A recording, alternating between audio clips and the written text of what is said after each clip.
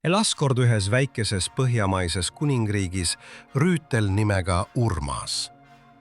Ta kandis raudrüüd, millel seisis suur silt. Konservatiivne, au ja moraal, kuigi see oli üsna rooste läinud ja plekke täis. Urmas oli tuntud oma võime poolest solvata kõiki, kes ei mahtunud tema maagilisse väärtusmaailma. Üks rahvas, üks tõde, üks tankla.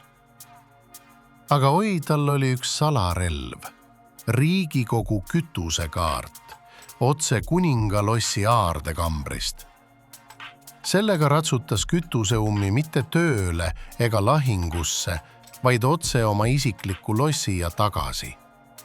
Vahel ka väikesele kütuseseiklusele mööda riigi tanklaid, sest miks mitte?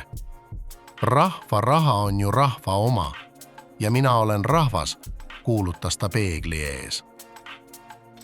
Kuningriigi lihtinimesed vaatasid seda ja küsisid, kas see on aus. Aga Urmas kadus juba silmapiiri taha, mootor möirgamas ja moraal bensulekkes minema voolamas. Ja kui teda Riigikogust välja ei visatud, siis tangib ta seal tänagi.